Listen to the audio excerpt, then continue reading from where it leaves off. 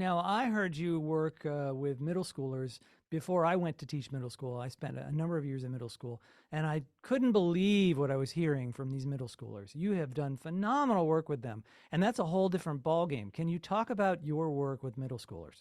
About 20 years ago, Leslie Gordon, who at the time was the director of the Rialto Center for the Arts, um, we had spoken about she was worried about what she called the graying of her audience for the jazz programs. And I said, well, I can't help you there. But what we can do is we can start a program where we're teaching youngsters about jazz and how to play and give them an appreciation and love for the music because no one was doing anything like that. I was doing programs with a program called young audiences through Woodruff Arts. Now we would go out and do these wonderful concerts, but there was no follow up, and we couldn't measure our success.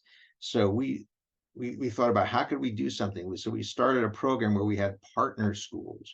We would visit each school with a group of musicians once a month, and then the teacher would also do the have to kind of follow us and back up what we taught the kids. We learned a lot of things through our mistakes and how to make the program better. And so we would visit the school once a month, and I had a group of musicians that I would pull from. There were great teachers and great players. Because the band directors couldn't sit down at the drum set, they couldn't sit down and play proper voicings like Gary Motley would do or Tyrone Jackson on the keyboard. They couldn't do that. And then bring a bass player, maybe a saxophonist, and we could through example get them to play, and then the band director would reinforce what we had taught them the 3 weeks that we weren't there. And then I started bringing kids to Georgia State. We formed a group called the All Stars, where each school out of 5 partner schools, each school would send maybe 5 kids. So we made sure we had enough for a big band, that I bought music, and we just started work. I treated them as if they were my college kids. My expectations were lower because they didn't execute as well, but we expected them to act that way. And we had great success. Some of the kids that went through that program went through high school and have gone on to college and are playing professionally and doing really well. Our goal was not to create the next generation of musicians. That would be a byproduct. The goal was to create an appreciation, an understanding of the music, and that we were very successful. And the byproduct is some of the kids go into our high school program.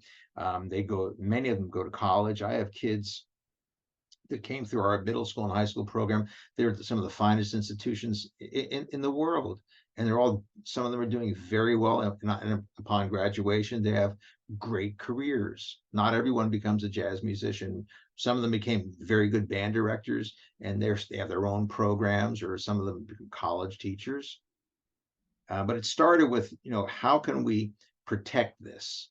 So we can create people who help people play it, but also give them an understanding and appreciation of what it is to be a musician, and the responsibility of knowing how American music works. And we tie a lot of things into the teaching, racial, social, economic, technological, musical, artistic, everything. We tie this into a like a fabric, so that they know that music is music, whether it's got to be good, and it's got to be played with inspiration and truth. Whether you want to become an orchestral player, they have the same kinds of things. Again, the language, the phraseology is slightly different, but the same process holds for any kind of music, any kind of performance.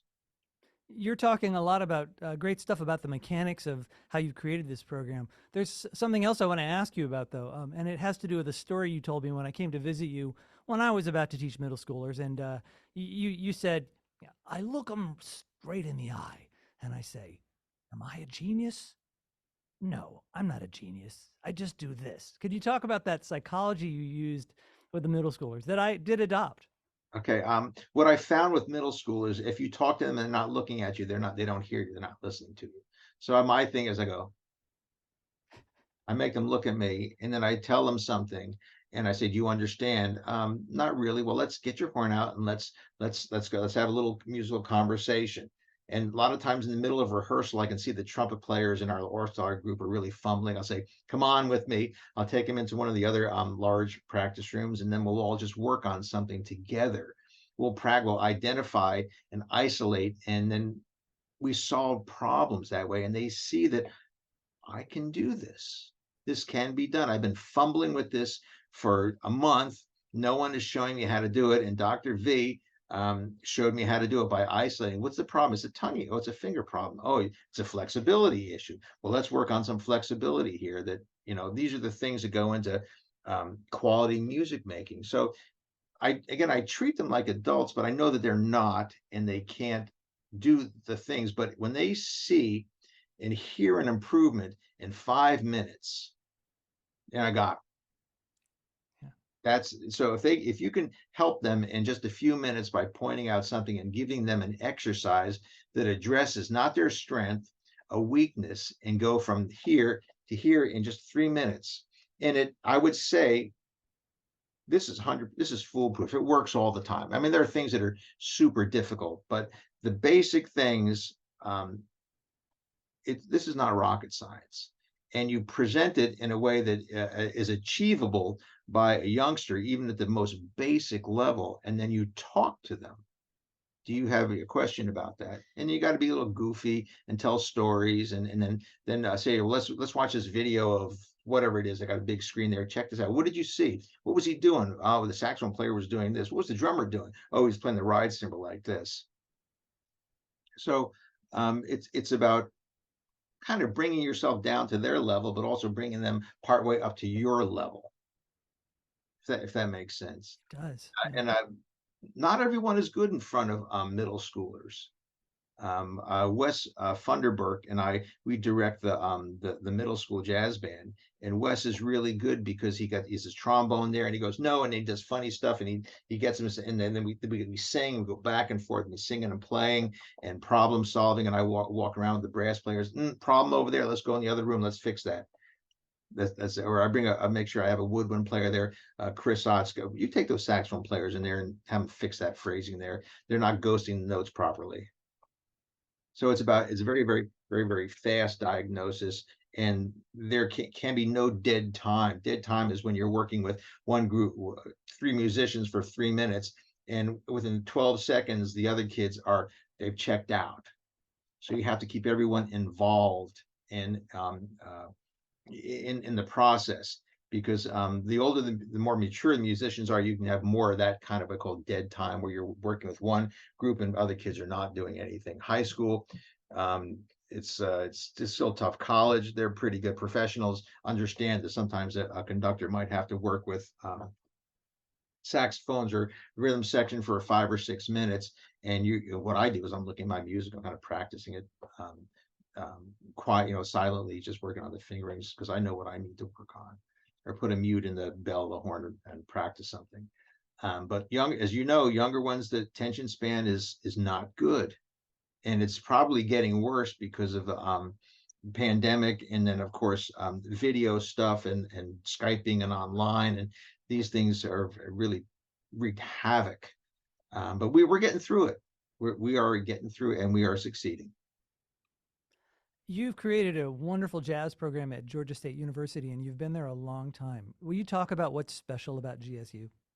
Um, a lot of things are wonderful about this institution, because we get a wide cross section of musicians with a variety of different talents and strengths. When I first started here, it was more or less a commuter school.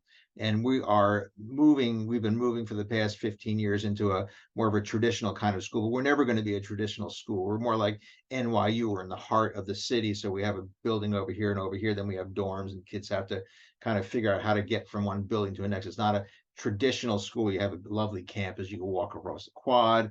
And if a student doesn't show up to rehearsal, at first I'm a little miffed, and then I'm worried, were they in a car accident? Did something happen? Because we still have kids walking across campus, but I did like that the maturity of a student who is paying for education themselves as to go into a traditional school. And I've always been able to put amazing bands together. We've been well funded for the, it's like everyone is struggling with budgeting and funding, but we've been able to do what I feel is in the best interest of our students by exposing them to great musicians and wonderful mentors and people who do lectures and talk about things. And so I think that's an important part of what I'm able to do at a large urban institution, which I probably couldn't do if I was at a small traditional college. I wouldn't have the access to great musicians just to bring in friends. Can you do a master class? Can you work with the trumpet section? Can you do something and bring in a singer? So we have access, greater access to the talent pool in an institution like this. We're never going to be University of Miami or University of North Texas because those are really microscopically focused on certain things. At a big school like this, we do a lot of things, but if we have wonderful faculty, we can attract a high level of student that has a certain seriousness. Um, it's like a football program. Everybody wants to go to UGA or to Ohio State or these flagship schools, but there are other smaller ones that also have great programs, and some of the greatest players come from little no-name schools. And we've graduated a number of students out of Georgia State who are doing amazing things in education, in performance, traveling all over the world. So I'm really proud of that fact. But it's a challenge being in an urban institution. We don't have the kinds of facilities that you would find at a traditional school, like a giant music building. We just it's a challenge, but I like a challenge. If it wasn't a challenge, I wouldn't have spent 35 years here. Yeah.